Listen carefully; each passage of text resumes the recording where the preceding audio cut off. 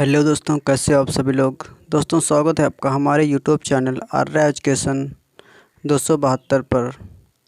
दोस्तों, आज हम लोग पढ़ेंगे एसएससी सीजीएल में पूछे गए कुछ प्रीवियस क्वेश्चन।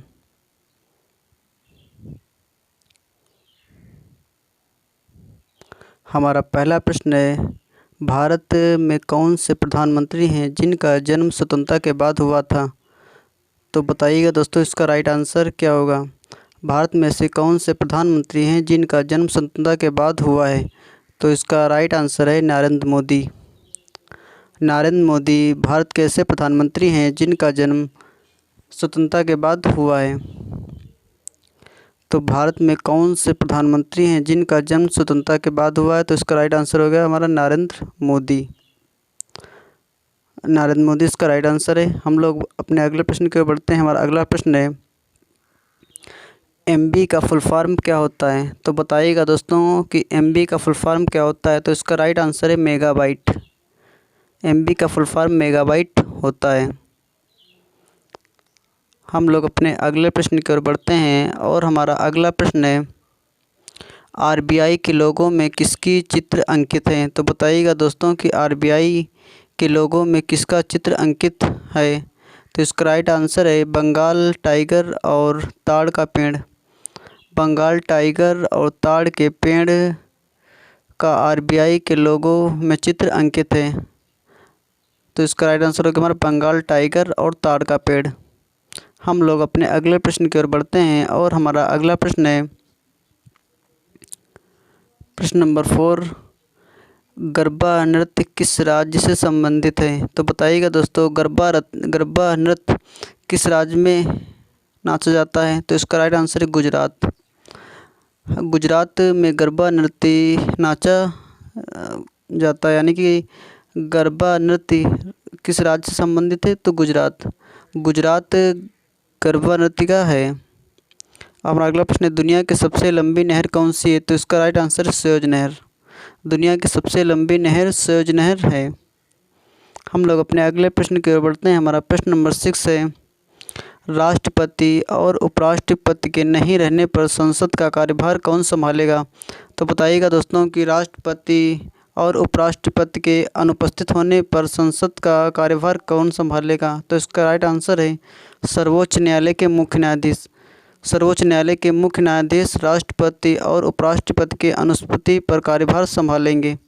हम लोग बढ़ते हैं अपने अगले प्रश्न की ओर और हमारा अगला प्रश्न है, प्रश्न नंबर 8, रत्नावली के लेखक का नाम क्या है। तो बताइएगा दोस्तों कि रत्नावली लेखक का नाम क्या है। तो इसका राइट आंसर है हर्षवर्धन। हर्षवर्धन रत्नावली के लेखक का नाम है। तो प्रश्न नंबर 8 है हमारा, रत्नावली के लेखक का नाम तो हर्षवर्धन। हम लोग बढ़ते हैं अपने अगले प्रश्न की ओर। हमारा प्रश्न नंबर 9 है, एटीएम का फुल फॉर्म क्या होता है। तो बताइएगा दोस्तों कि एटीएम का फुल फॉर्म क्या होता है। तो इसका राइट आंसर है ऑटोमेटेड टेलर मशीन। तो ऑटोमेटेड टेलर मशीन, एटीएम का full form automated teller machine होता है। हम लोग अपने अगले प्रश्न की ओर बढ़ते हैं और हमारा प्रश्न और नेक्स्ट प्रश्न है हमारा प्रश्न नंबर 10,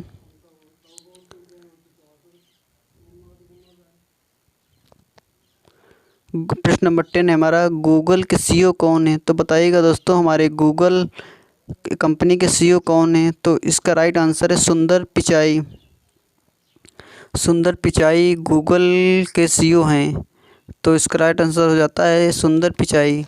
हमारे गूगल के सीईओ कौन है। तो सुंदर पिचाई।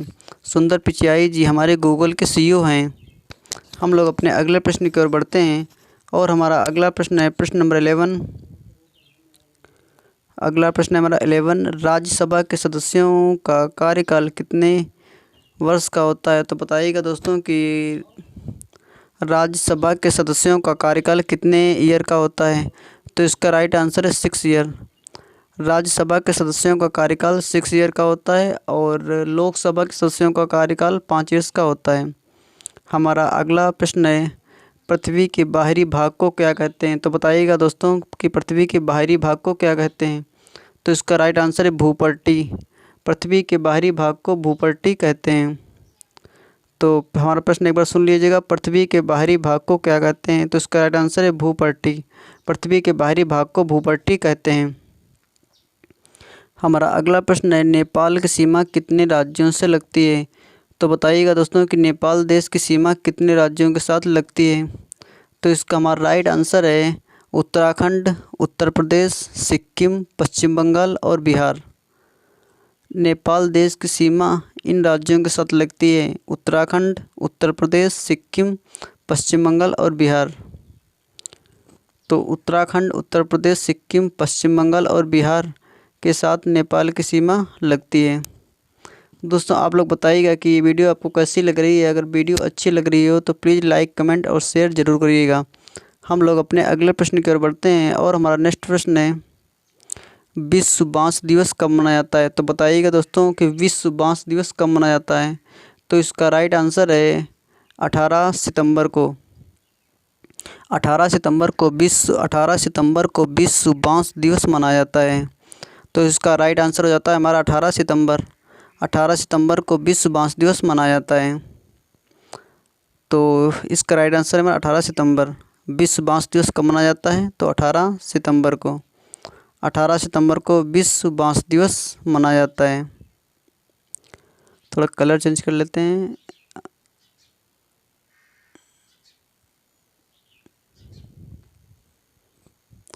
दोस्तों ये जो प्रश्न है ये आपके एसएससी सीजीएल के प्रीवियस क्वेश्चन है, तो इन्हें आप लोग ध्यानपूर्वक पढ़िएगा और जो ना आते हैं उन्हें नोट भी कर लिएगा या तो स्क्रीनशॉट ले लीजिएगा, क्योंकि ये प्रश्न आपके प्रीवियस पेपर में पूछे गए हैं, तो आप लोगों के लिए बहुत ही इम्पोर्टेंट हो जाते हैं।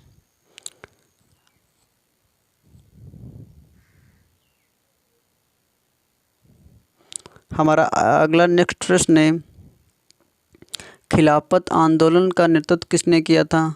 तो बताइएगा दोस्तों खिलाफत आंदोलन का नेतृत्व किसने किया था? तो इसका राइट आंसर है खिलाफत आंदोलन का नेतृत्व महात्मा गांधी ने किया था। हम लोग अपने अगले प्रश्न की ओर बढ़ते हैं और हमारा नेक्स्ट प्रश्न है, काजीरंगा नेशनल पार्क किसके लिए प्रसिद्ध है? तो बताइएगा दोस्तों कि काजीरंगा नेशनल पार्क किसके लिए प्रसिद्ध है? तो इसका राइट आंसर है एक सींग वाला गेंडे के लिए। एक सींग वाले गेंडे के लिए काजीरंगा नेशनल पार्क प्रसिद्ध है। हम लोग अपने अगले नेक्स्ट प्रश्न की ओर बढ़ते हैं और हमारा नेक्स्ट प्रश्न है, तो ये प्रश्न आपका प्रश्न याद रखिएगा, काजीरंगा नेशनल पार्क किसके लिए प्रसिद्ध है? तो एक सींग वाले गेंडे के लिए। काजीरंगा नेशनल पार्क एक सींग वाले गेंडे के लिए प्रसिद्ध है। काजीरंगा नेशनल पार्क किसके लिए प्रसिद्ध है? तो एक सींग वाले गेंडे के लिए। एक सींग वाले गेंडे के लिए काजीरंगा नेशनल पार्क प्रसिद्ध है। हम लोग अपने नेक्स्ट प्रश्न की ओर बढ़ते हैं और हमारा अगला प्रश्न है, मुस्लिम लीग की स्थापना कहाँ हुई थी? तो बताइएगा दोस्तों कि मुस्लिम लीग की स्थापना कहाँ हुई थी? तो आप लोग कमेंट करके बताइएगा, आपको इसका आंसर पता है क्या? तो इसका राइट आंसर है बांग्लादेश के ढाका में। बांग्लादेश के ढाका में मुस्लिम लीग की स्थापना हुई थी। तो इसका राइट आंसर हो जाता है हमारा बांग्लादेश के ढाका में। बांग्लादेश के ढाका में मुस्लिम लीग की स्थापना हुई थी। हमारा अगला प्रश्न है हमारा अगला नेक्स्ट प्रश्न है,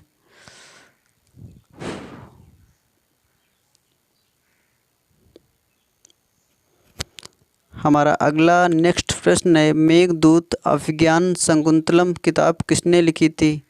तो बताइएगा दोस्तों मेघदूत अभिज्ञान शकुंतलम किताब किसने लिखी थी? तो इसका राइट आंसर है कालिदास। तो कालिदास ने मेघदूत अभिज्ञान शकुंतलम किताब लिखी थी। तो इसका राइट आंसर हो जाता है कालिदास। मेघदूत अभिज्ञान शकुंतलम किताब किसने लिखी थी? तो कालिदास। कालिदास जी ने मेघदूत अभिज्ञान शकुंतलम पुस्तक लिखी थी। हम लोग अपने अगले प्रश्न की ओर बढ़ते हैं और हमारा अगला प्रश्न है, लोकसभा के पहले अध्यक्ष कौन थे? तो बताइएगा दोस्तों लोकसभा के पहले अध्यक्ष कौन थे? तो इसका राइट आंसर है जीवी मवलंकर। जीवी मवलंकर लोकसभा के पहले अध्यक्ष थे। तो इसका राइट आंसर हो जाता है हमारा जीवी मवलंकर। जीवी मवलंकर जी लोकसभा के पहले अध्यक्ष थे। हम लोग बढ़ते हैं अपने अगले नेक्स्ट प्रश्न की ओर। हमारा नेक्स्ट प्रश्न है, और हमारा अगला नेक्स्ट प्रश्न है प्रश्न नंबर 20। सबसे ज़्यादा राज्यों के साथ कौन सा राज्य की सीमा साझा करता है? तो बताइएगा दोस्तों, सबसे ज़्यादा राज्यों के साथ कौन सा राज्य की सीमा साझा करता है? तो इसका राइट आंसर है उत्तर प्रदेश। सबसे ज़्यादा राज्यों के साथ उत्तर प्रदेश राज्य की सीमा साझा करता है। तो इसका राइट आंसर हो जाता है हमारा उत्तर प्रदेश, यानी कि यूपी। उत्तर प्रदेश राज्य सबसे ज़्यादा राज्यों के साथ अपनी सीमा साझा करता है। तो इसका राइट आंसर हो जाता है हमारा उत्तर प्रदेश। उत्तर प्रदेश सबसे ज़्यादा राज्यों के साथ अपनी सीमा साझा करता है। तो इसका राइट आंसर अपना यूपी हो जाता है। दोस्तों, आप लोगों को बताइएगा कि आप लोगों को ये वीडियो कैसी लग रही है। अगर वीडियो अच्छी लग रही हो तो प्लीज़ लाइक ज़रूर करिएगा। हमारा अगला नेक्स्ट प्रश्न है, केसरी समाचार पत्र के संपादक कौन है?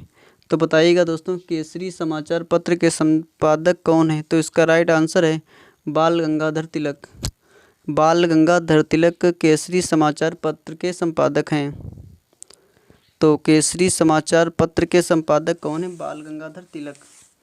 हमारे बाल गंगाधर तिलक जी ने केसरी समाचार पत्र का संपादन किया था। हम लोग बढ़ते हैं अपने नेक्स्ट प्रश्न की ओर। हमारा अगला प्रश्न है,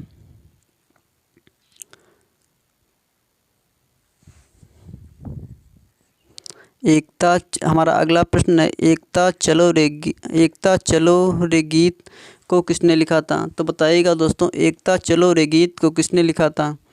तो इसका राइट आंसर है हमारा रविन्द्रनाथ टैगोर। रविन्द्रनाथ टैगोर ने एकता चलो रे गीत को लिखा था। तो इसका राइट आंसर हो जाता है एक रविन्द्रनाथ टैगोर। हम लोग अपने अगले प्रश्न की ओर बढ़ते हैं और हमारा अगला प्रश्न है, अंडमान निकोबार का राजकीय पक्षी क्या है? तो बताइएगा दोस्तों, अंडमान निकोबार का राजकीय पक्षी कौन सा है? तो इसका राइट आंसर हो जाता है हमारा कबूतर।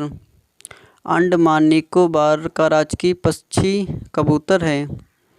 तो कबूतर अंडमान निकोबार का राजकीय पशु है। हम लोग बढ़ते हैं अपने अगले प्रश्न की ओर और हमारा अगला प्रश्न है, कौन सी संस्था विश्व की स्वास्थ्य संबंधी संस्था है?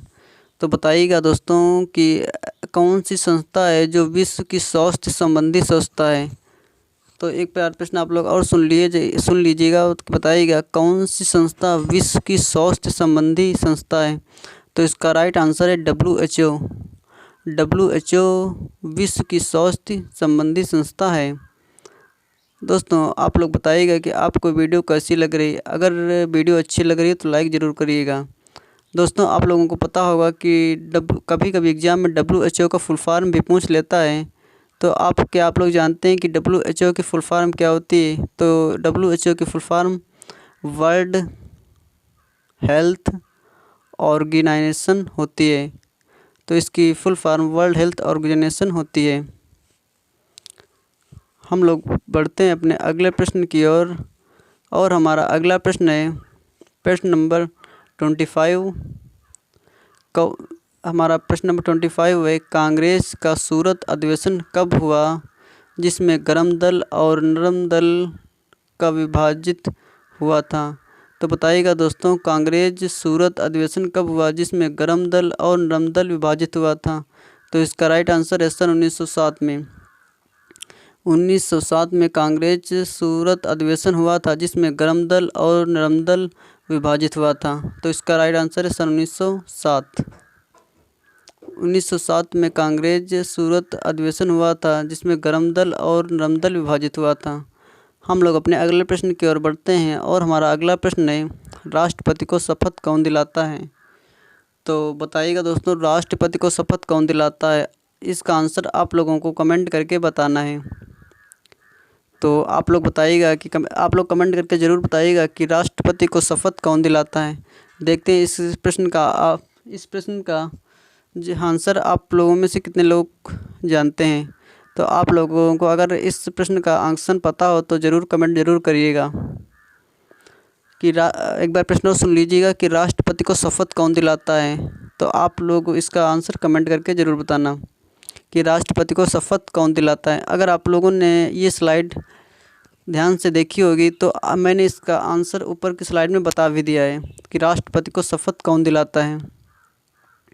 और अगर आप लोगों की वीडियो ये अच्छी लगी हो तो प्लीज़ लाइक, कमेंट और सब्सक्राइब ज़रूर करिएगा।